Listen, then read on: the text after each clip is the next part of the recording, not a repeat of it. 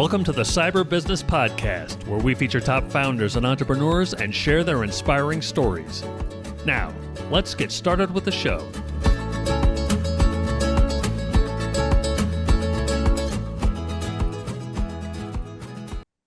Matthew Connor here, host of the Cyber Business Podcast. Today, we're joined by Fred Teumer, the CIO of Grove. Fred, welcome to the show.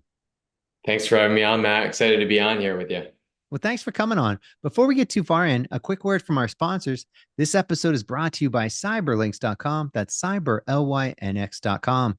Do you know if a hacker's in your system? Most people and most companies don't until it's too late and the hacker's already done damage. A hacker's job is to bypass your security, so companies need a way of knowing when someone's gotten past their security. That's where CyberLynx intrusion detection comes in. With our 24/7 security operations center, we use a combination of AI and cybersecurity technicians to see when a hacker has successfully bypassed your security. So if a bad guy gets past your security, we'll know right away and be able to kick them out. Find out more at cyberlynx.com. That's cyberlynx.com. And now back to our show. Fred, for those who aren't familiar, can you tell us about Grove and your role there as CIO? Yeah. So again, thanks for the opportunity to come on, Matt. I'm really excited. I've been the CIO and I've been at Grove for a little over 3 years, kind of when this wild journey into Web3 began. Grove has been through 2 different iterations in my time here. So very high level, Grove are the developers and the maintainers of the Pocket Network. Pocket Network is a decentralized network and permissionless network of infrastructure operators percolated across the globe that provide, at this time, blockchain RPC services. So that's a lot of things that we can dive in and unpack. But at a very high level, that's one of the things that we do. And we are also an open source development company. So we also create tooling and toolkits on top of the Pocket Network to increase usability and user experience. Very cool. So yeah, let's break that down. The Pocket Network, I guess, let's break that down. What's the Pocket Network? Yeah, Pocket Network is, well, we have our own native token. So to just get that out of the way right out of the gate, we have our own native token. It is POKT. It's listed. And the idea here is that it is the incentivized version of TCP/IP. So you have a server and I need to run a workload on that server or on, some program or application that you're running. I need to use a remote procedure call. I pony up some Pocket. You make some Pocket for answering that procedure call. Now, how you get chosen and how I get routed to you is all handled by the network. So I never know who you are and you're never going to know who I am. So it's completely anonymous, decentralized, and it facilitates things like privacy and encryption very well. So at a very high level, that's it. Oh, okay. So basically it is a much more private way of providing server services, really, right? So there's no way of getting, say, Amazon Web Services. If you wanted to, access a server there, or and provide a service on Amazon Web Services, you're not doing that anonymously. You're not, Exactly. right? That with you're having to tell them who you are, pay them, and there's financial transactions. There's plenty of identifying information. So this allows you to basically do that without providing any anonymously. Yeah, absolutely. So we like to think of the network as a supply and demand sided network. So the infrastructure operators are the suppliers, and the folks who need to use that infrastructure are the demand side of the equation. The most typical use case that we've seen are typically you're an application, you're a crypto wallet, you're some other Web3 native application that needs access to blockchain data. And the suppliers run blockchain nodes, which are infrastructure, both sometimes the physical infrastructure, sometimes just the software, and they're kind of reselling someone else's physical infrastructure. And they go through a gateway or an intermediary. And Grove operates its own gateway, which we call the portal. And we are also, like I said at the beginning of the show, in the process of creating an open source toolkit that allows anyone to become a gateway operator on top of the Pocket network. Okay. So what would that look like? So if somebody coming to use Grove, what's the typical client look like right now? Yeah, absolutely. So, the easiest way to think about the portal is it's kind of like a MuleSoft or just a traditional API gateway. We've designed that experience very carefully to mimic what users are used to in Web 2 because onboarding into Web 3 is scary. There's a lot of extra considerations to have in terms of like, how do I manage my crypto keys? How do I, come up with these different currencies? But our portal product is really designed to be a very familiar API gateway. You create an account, you can log in with Google, you can log in with GitHub, you log right in, you're in the application, and you have just a menu essentially of all of the different endpoints of all of the different services we provide. So we have 58 blockchains that we support today. You just copy paste that endpoint and then you start interacting with it just like a normal API. And all the things, all the magic that's happening on the back end of the Pocket network of you getting routed to an anonymous infrastructure provider out there in the world is just completely invisible to you as an end user. And our goal is to offer that Web 2 3.5, 4 nines experience on top of this decentralized network and offer it more cheaply because the Pocket network handles all the incentivization for the infrastructure to be there. That's fantastic. So then how does somebody go about let's say the transaction, right? So Mhm. if I let's say wanted to whatever it was, I built some service, I wanted to to use some API calls.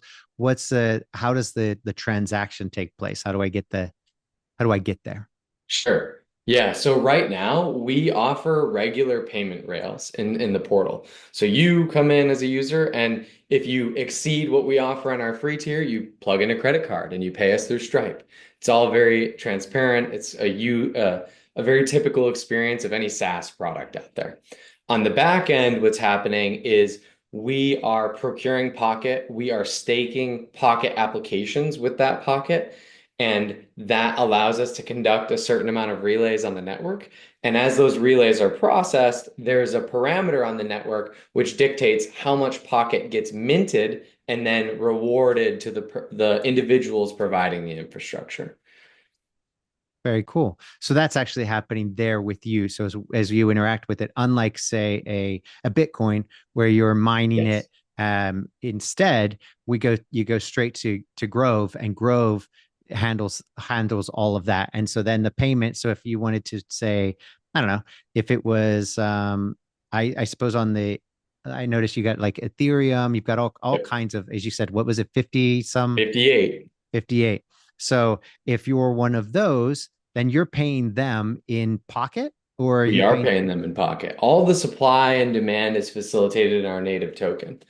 Um, The interesting part about Pocket is that it doesn't really care about what services we're hosting, which is why, we're really excited that we offer 58 blockchains today, but we're also really excited about privacy services like Tor, like Signal. We're really excited about LLMs and hosting those and possibly, becoming a more cheap alternative than the mainline LLM providers. So yeah, we have a lot of different opportunities on the Pocket Network. Okay, both of those are really fascinating to me, and I think will be to others as well. So how does this work with, say, let's just go with the privacy ones first. So like Sure. Signal or Tor, what's this gonna look like? I mean, for the end user, or is this more for the programmer who can then build a service, to access those? What are we looking at? It's all the above is the answer. So at a high level, there's a parameter on the Pocket Network that governs the set of services that can generate rewards on the Pocket Network. And if I want to become a service supplier, I need to come in and stake a Pocket node with 15,000 Pocket tokens. That acts as kind of like a pony up a barrier to entry to say, I'm going to do my best to serve what I'm saying I'm serving and serve it well, because if I don't, I could lose those 15,000 pocket tokens. So that's kind of the barrier to entry for a supplier. That Pocket node acts as, I don't want to quite say a proxy. We have a really good white paper out there that explains kind of the new version of Pocket and how we're approaching it. But Mhm. it's a sidecar application that acts as a counter. How many relays, how many RPC calls did you serve on that staked service that you said you had? That's Pocket in a nutshell right there. So what service is behind that Pocket node? It doesn't really care. All that it Yeah. needs to know is cryptographically that it's in that list of services that are going to generate you rewards. And then the blockchain takes care of all the magic. So again, to your question, how would I use it? Well, it's going to show up in a gateway with a URL that you can plug into your application or plug right into your Signal app on your phone and start using a proxy that's out there instead of, if you don't trust the mainline Signal proxies or whatever one it's going to route it to for you, you can use a completely decentralized Signal proxy. And then I suppose the same for Tor, right? So Same now idea you before. can access the Tor network, or access Tor through yeah, through a Pocket, right? Through Yep. Very cool. So the 15,000 pockets, right? What is that? What's that equate to right now? Is that a lot of Yeah. money? Is that a little money? So What are we we could spend this entire podcast talking about the price of crypto tokens and the volatility of the market. But right? today, the Pocket token stands at just under 2 cents. Okay. So to pony up a node right now is about $300, is Oh, the nice. easiest way to think about it. It's Okay. not bad. In the past, it's been much closer to that $15,000 mark, Yeah. where okay, I have to be a very serious infrastructure provider to get over that capital hump. Yeah. No, that's a serious commitment. Mhm. Whereas at $300, it's a commitment, but It you know, is. nobody's It going is. out of business if they misplaced, if they lost $300 on a Sure. venture. Okay, very cool.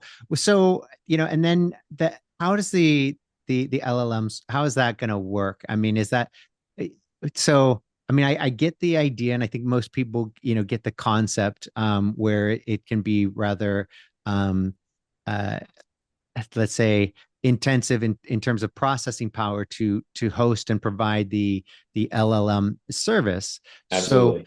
how does that work, in terms of you guys? How would that what's that going to be like? So one of the things that we've seen with Pocket and its magic is the incentives provide essentially infinite scale. It can be very attractive to, like we've seen when we've had surges in certain traffic, whether it's on, Ethereum, Arbitrum, various blockchain services. When the getting is good, the suppliers come in droves and they bring the infrastructure to bear. And we've seen days where we can do well above 3 billion plus requests in a single day, Wow. across all of our services. And that's just on our gateway. And we are a tiny, tiny fraction of the RPC service providers just in the blockchain space. So if we take that and we talk about LLMs, it's the same idea where you're going to submit tell me more about the Eastern Bluebird chat GPT, or in this case, we actually ran a pilot with Llama 3B and with a 7 billion training set. Okay. So we said, okay, put that in. It's an RPC. It's a remote procedure call to a piece of hardware that is hosting the LLM. Yep. And all it does is it returns that load. Some of the complexity, obviously, is that it's much more expensive to host, you know, as opposed to like a Signal proxy is very light, but it's much more expensive to host an LLM. It requires, a GPU, more RAM, more storage. Um, what we have are some mechanisms on the Pocket network that control that emissions rate, that mint rate, on a per service basis. So the rewards are, 50x on an LLM that they would be for just serving, a Signal proxy or a Tor relay. Right. Nice. I mean, so okay. And versus if you just put it out there, on its own, right? And your service, obviously free is difficult to maintain forever, Sure. right? And so if you've got okay, very cool. So then this gives people the opportunity to create their own LLMs that are, Absolutely. specific to a whatever it might be. It's well trained on, I don't know, birds, and Yep. now and Yep. you're right, and then you can go to the bird AI and Yep. ask it questions. What is this bird? Whatever it might be, and then it can then crunch those. And now that money, I suppose, by going through Pocket, the end user would be paying for that request, right? So they'd be like, "Oh, I'm gonna," and what's that? That's running like, I'm assuming, like pennies, right? Or Yeah. Yeah. fractions of a So, penny. yep. Right now, our cost on our gateway, and this is something that's going to be on a per gateway, they're going to set their going rate, whether they want to be paid in pocket. I should have mentioned earlier that we do want to extend our payment rails. Unfortunately, like there's not great crypto payment rails. That's a big problem in our industry to just say, hey, I want to pay you in X and I have to be okay taking X, right? Right. Whether that's Ethereum, it's some other native token. Um, Payment rails aside, for our service right now, we charge $2 per million requests, and we don't discriminate on request type at all. So we have a very competitive pricing strategy because again, the Pocket tokenomics take care of so much of the incentive structure that we're able to offer a very, very cheap front end price in fiat. Nice. I love that term, tokenomics. I'm Yeah. sure that's out there. It's probably a phrase you probably didn't just coin it here, but that's just a fun phrase. Yeah. Okay, I mean that's really cool. So how long have you guys been doing this now? Yeah, Pocket in has been around for a little over 5 years now. I've been around at Grove for just about three. Um, Grove was previously known as Pocket Network Inc. There are a lot of kind of nuances to running a blockchain and having your own native token. It's very often, and this is the case for Pocket, that you have a foundation which actually owns the token. Obviously, with crypto, that there's no single party that can manipulate all of, the entire blockchain and the history. It's kind of the point of crypto and blockchain is that someone can't just come in and wipe your slate clean. But the foundation controls the protocol in terms of like, okay, an LLM should be 50x as reward as an Ethereum node or 25x. And they're constantly evaluating that and understanding, listening to suppliers, listening to folks on the demand side, listening to gateway providers. And they control many of the other parameters. And then we have existed kind of as an LLC, the for-profit arm, and really the R&D arm of that foundation. Um, just jumping back to your thought about the specialist LLMs, like the Bird LLM, that is the exact line of thinking that Grove is on, in addition to our development of Pocket. Um, I'll try to cover this very succinctly.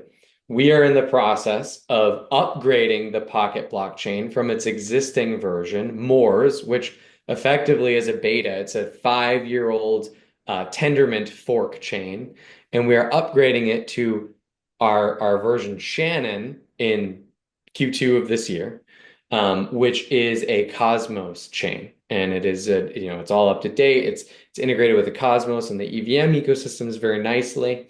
We're really excited about this, and it's going to give us a lot of interoperability in the Cosmos space.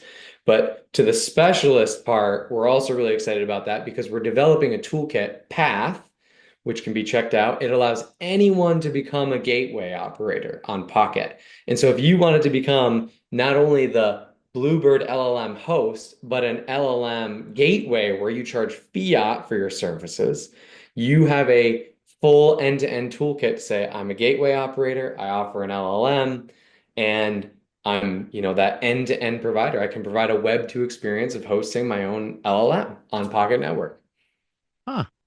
That's super cool. I mean, it makes perfect sense, right? I mean, why not? I think Yeah. that's kind of the natural, I don't want to say evolution, but a great way to kind of transition from the web 2.0 to 3.0 in a way that makes sense. Because I think there's been this massive barrier in terms of understanding, implementation, executing it. How do you even get there? And does that Yeah. even make sense? So when you're going from Web 2, which, makes sense to everybody, how you monetize it, how it works, perfect sense.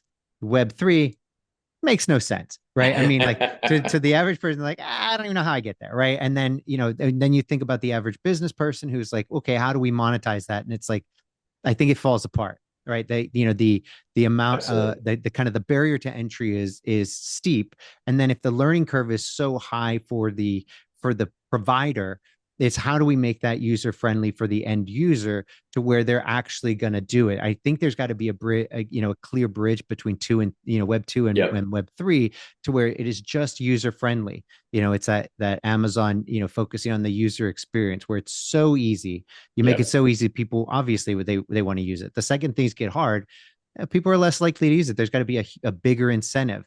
And I think we found that privacy isn't necessarily the incentive of the younger generation, that it is for the older generation. We're like, yeah, Sure. I want to keep the man out of my business, and young kids are like, I got nothing to hide here. Here's my DNA. It's like, holy shit, what are you doing, right? And so it's so I think having the right incentives in place, or at least making it so easy that's the pathway to success. And it sounds like that's the pathway you guys are on. Yeah, absolutely.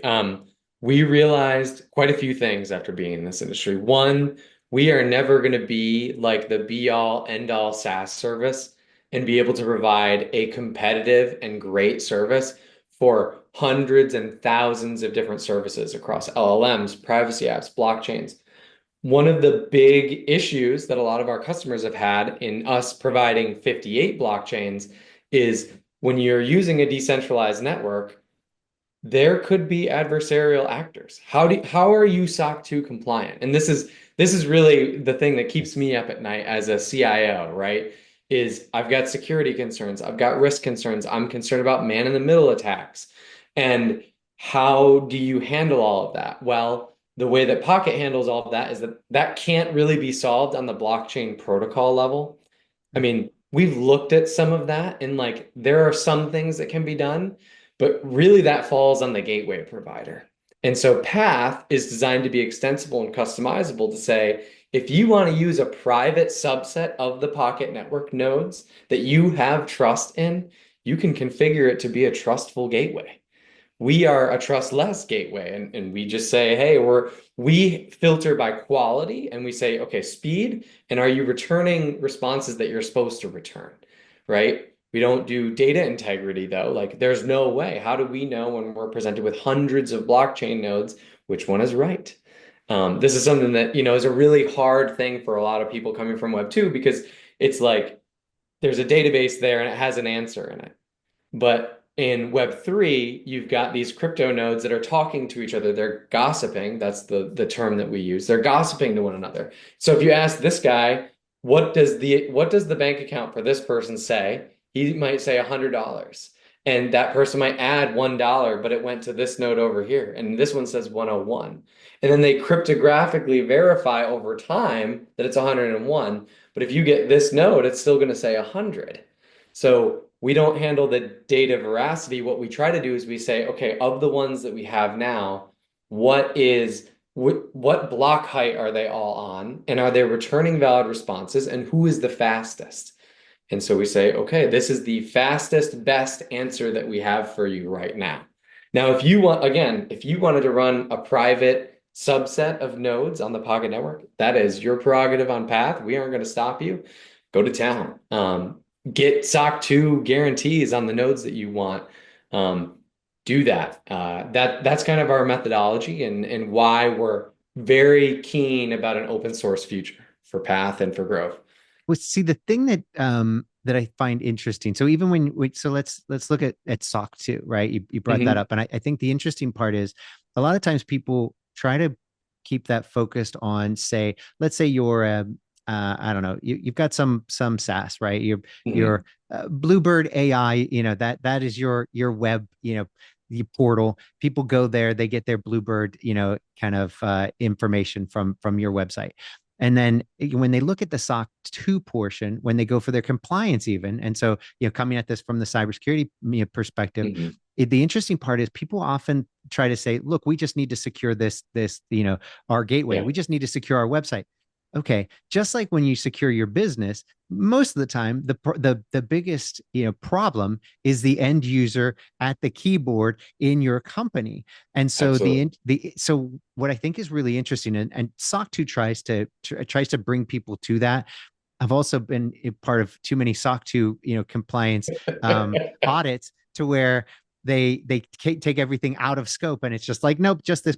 Okay, well, all that other crazy stuff that they're doing at their office, how is that Yeah. not, a part of the scope? But anyway, not the point. The point is, what's really interesting about this is, as you talk about, the blockchain and Web3, and then how you secure it. I think, if I'm you, and probably you being you, the thing that keeps people up at night is, that it's somebody at a keyboard. It's more likely that it's somebody getting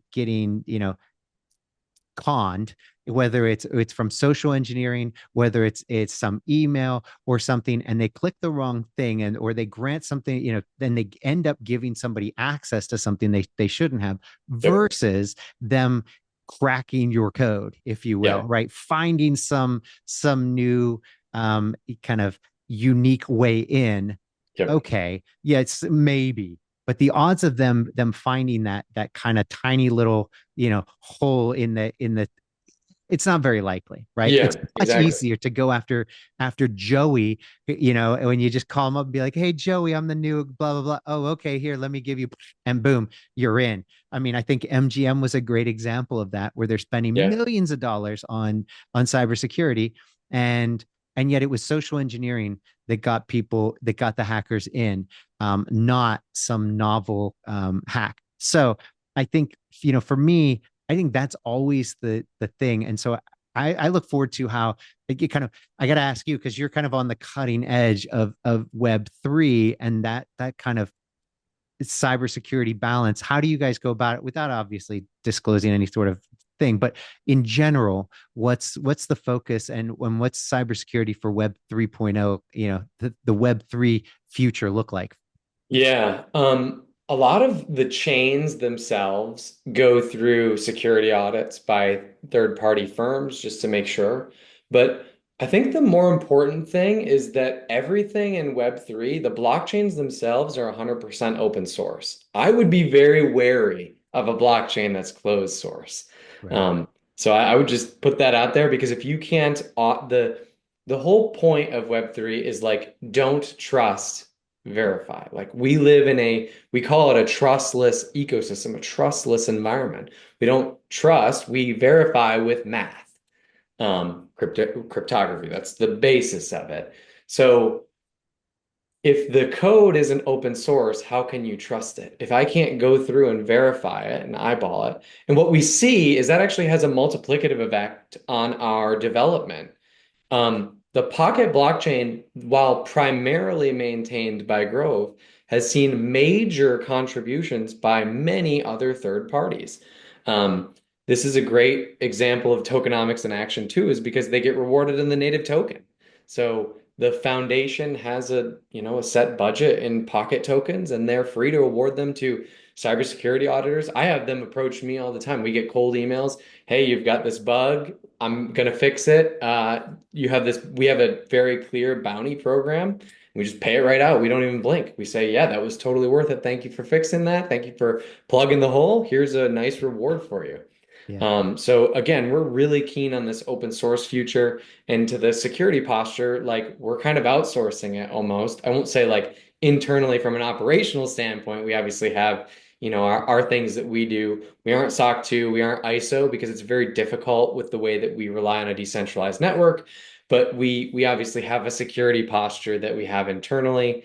But when it comes to our core code and the deployments that we have, it's open source. We let other people audit it for us. We obviously do our due diligence, but it's an exciting part of being in this ecosystem.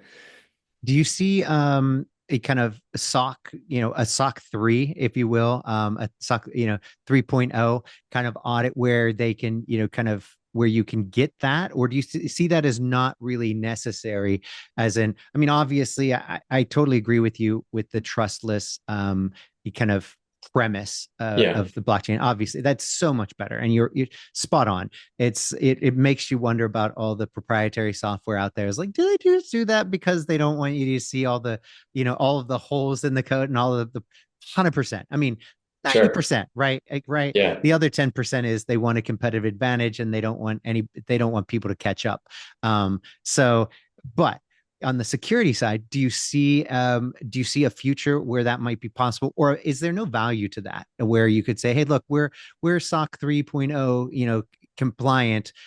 We've been fully audited. We're you're going to be safe. I mean, I don't think so far we've had there's not been a major breach at a that I know of. Maybe you're plugged into it, more. Has there been a major breach of you know any major blockchain provider where their systems got hacked and then it mattered? Um, or There, yeah, sorry to interrupt, Matt. no, no, There please. certainly have been cracks, but again, it usually falls back to that social engineering or just, non-careful behavior. Yep. I think there's one in the news right now about Bybit, which was a very sophisticated attack. I'm not 100% up to snuff on it, but might be worth reading for anybody listening if you're interested in that. But to answer your question, is there value in having some sort of SOC or other, security certification? Yes, there's value, but only because our customers want us to have one. Right. Yeah. In terms of going through that process, we actually went about 50% down the SOC 2 road, and we found out that it's just not really compatible with Right. what we're doing. Yeah. So if we wanted to have something similar like that in the future, to your point, I think we're going to need a SOC 3 or a ISO 27002 type certification for us. Yeah. No, I totally agree with you. And in fact, I'd say that most of the people that I know that get, the SOC 2, certification, it is mostly because, and the same with NIST and CMMC, it's because somebody wants to see it. Yeah. Hey, are you SOC 2 compliant? I mean, they probably don't even know what it means. They just been told that, yep, you need to make sure your vendors are secure. Oh, okay. So how do I do that? And then the easy Yep. part is, are you SOC 2? Are you, ISO? Are you NIST compliant? Oh, you are? Okay, great, cool. I'm done. I've done my due diligence. I know my vendors are, compliant. So I think that I could see that. I could see a 3.0 kind of Mm, SOC in the future that is more geared to, to the industry, because I don't think that SOC 2 is SOC 2 type 2 is really the it doesn't really fit. It's kind of a square, square mm. peg in a round hole. Could it work? Yeah. I mean, if they're the right size and you got the right auditor and you could do it. It makes sense, but it doesn't exactly fit. So I Yeah, don't think they're really designed for it just yet. But I could see them, and I don't see why they wouldn't, unless of course nobody decides they want it. But I think it makes sense just to make sure that if nothing else, the on the business side of things, you can say, oh yeah, we're doing best, we're following best practices. absolutely. We've got security in place. We're training our people. It's not, some rinky dink fly by night group that's not doing anything, right? Yeah. So I could see that. Okay, very cool. I like to ask people, everybody kind of comes to IT, and so they come to it from these different places. So we've had people who were like truck drivers before they got into IT, and now they're CIOs. And so it's really interesting. I don't think we've had two people on who've had the same path. So if you could, I'd love to talk about your path, because I think it really helps people looking at things like, well, looking to get into blockchain, looking to get into IT, and hearing that there are many paths. And so, if you would, can you share your story, your path? Yeah. It's a bit of a winding road. Um, yeah, I always tell people that what got me interested in development, software, etc., is playing computer games when I was a kid. I've been a big gamer. I still do every now and again. I've got kids and, a job now, so it doesn't happen as much as I probably would like. Yeah. But yeah, I started my first kind of software development experiences were building maps in the StarCraft map editor when I was like 12 years old.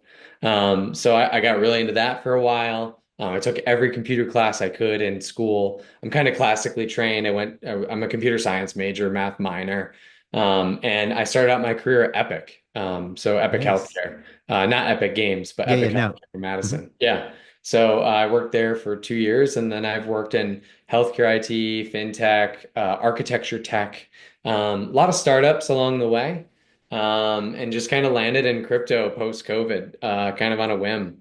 Was looking for something just completely different and fun. So yeah. Oh, well, I love that. So I mean, Epic is, they're obviously a kind of a leader in the EMR space, and and it's pretty interesting to go from such kind of a large leader to so many startups. What was the inspiration? Did you just like the? Yeah, let me just ask you, what was the inspiration to go with so many startups? Because a lot of people steer clear of them, right? Especially if you got Yeah. into a big company. So what was it for you? Um, I think it's a challenge. And also I think a lot of it for me, and this is something that I absolutely love about the crypto environment, is just incentive alignment.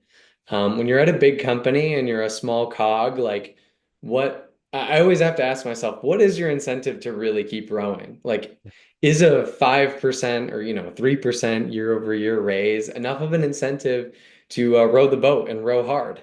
Or how does that work for most people? Some people it's good because there is, of course, a huge amount of risk trade-off that you're offloading when you take a flyer on startups. You have no idea. Depending on the stage, they could go under. When I first started at Pocket, we were exploding up to 80 people. We have 9 employees now. So I've been at the top and I've been where we are now. Um, so I think that's really what draws me is the excitement. And then it's the same mentality as investors have, is they spread out their risk profile and you get a little slice, you get a little slice, and the hope is that one of those little slices goes a million X, just goes parabolic, and you make a huge ROI. So for me, it's been, hey, I'll take some flyers. If it doesn't quite work out, I'll take another flyer, and one of these is bound to pay. That's right. No, you're your own VC, right? It's Yeah, like absolutely. 9 out of 10 fail, but on that 10th one, that pays for all the other nine. So Exactly. and then some. So Absolutely. well, I love that. So what would be your advice to somebody getting in? I mean, because yeah, what's your advice to somebody looking to get into the space? Yeah. Sorry, do you mean crypto or startups? You know what? I was intentionally vague there. So, Okay. and it could be. I was curious whether you're going to go startup, crypto, or IT. So, Sure, um, sure. So whichever most appeals to you. yeah, I'll answer all three, and I think my answer to the second two are more aligned. But for tech or IT, just like if you love it, then do it. Like don't try to force it either. You and I could probably talk for hours about the new talent scenarios that are going on and the way that it's playing out, especially with AI.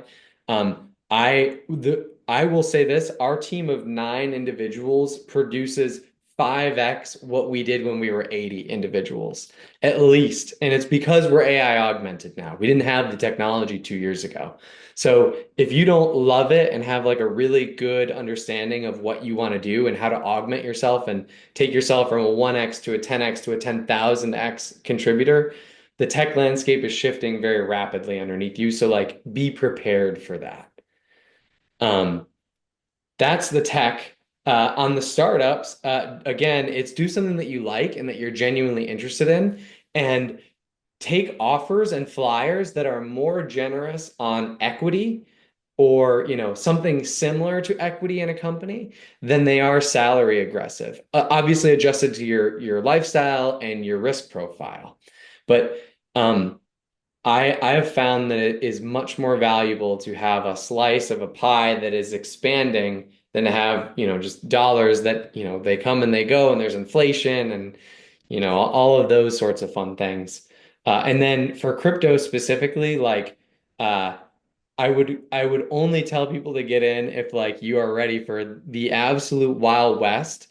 It is the true bleeding edge of technology. Like the technology that is being developed for crypto and AI are like this right now. Just for anybody who's not familiar, we're very tight. Like our CTO knows many people at the big AI companies, and we're in contact with them. And crypto itself is really pushing the envelope in terms of the raw technology and software capabilities that exist today. So, if you aren't ready to like take that roller coaster of watching your price go like this and new things dropping every single day, and like you said earlier, new hacks, new exploits, new risks, then yeah, you just gotta be locked in if you want to do it. I love that. And I think it does take it takes a different kind of mentality, right? I think clearly from the big business kind of somebody who wants a nice stable 9 to 5, or let's just say government employee, right? The extreme Mhm. example of you probably can never get fired. Maybe changing, but but in general, the idea was you've got this stability. You don't have to worry about it. And so, to your point, where's the incentive to really work your ass off and Mhm. grow as an individual and make the organization so much better? It's really not there, right? And I think Yep. then that's fine because the government's not designed for that. But then big business kind of is like that in a lot of ways. They talk about entrepreneurship where they try to get that spirit of entrepreneurship in the big business Mhm. and the teams to really be kind of competitive and on fire, but it's not really there. I mean, right? Because at the end of the day, your compensation isn't the same as somebody who's in the real world Yeah. in a small organization where your efforts really matter. And if Yep. you do great, the organization does great. And so we're all going to benefit. So I think it takes a different kind of person who really kind of believes in themselves and what they can bring to the table. And if you believe that you're going to be a strong rower and we're going to grow faster and we're going to beat the competition, then startup is the Yeah, world for you. Then absolutely. those are the kind of people who go there, and it's like but it's interesting when you've got the whole the wife and kids. Mhm. That's did that I'm assuming that was relatively new for you, right? You didn't go from Epic to startups with the wife and kids, right? No, yeah. Yeah, grew into the family, or grew the family even while being at a startup, um, or in and out of startups. I should say. I actually was working at a big health system for a couple years in the interim, but Mhm. I've been in and out of a lot of startups. Uh, Yeah, the best thing is you got to have a very supportive partner through all this because she's seen, the best and the worst when things are really red hot. It's wonderful, and then it's kind of feast or famine sometimes, and you're out on your butt with the cardboard box. You show up at home, and yeah, it's you just gotta be very resilient and get right back on the bike and say, hey, that was a dud. Time for the next one. Let's do it again. That's awesome. I love that spirit. Uh, Fred, thank you so much. This has been an absolute joy. I appreciate you coming on and telling everybody, kind of educating us as to what you guys are doing there at Grove and Pocket. But before we go, can you tell everybody where they can find out more about Grove and about you? Yeah, absolutely. So check out our Grove at www.grove.city, CITY. If you want to find out more about me, I'm at fredt.io. And yeah, we're really excited. If you want to get involved in our open source community, check out our GitHub, which is GitHub/build with Grove. And please, we'd love to see your PRs, your comments, and your contributions. I love it. Awesome. Fred, thanks again. And until next time. Thanks so much, Matt. Thanks for listening to the Cyber Business Podcast. We'll see you again next time, and be sure to click subscribe to get future episodes.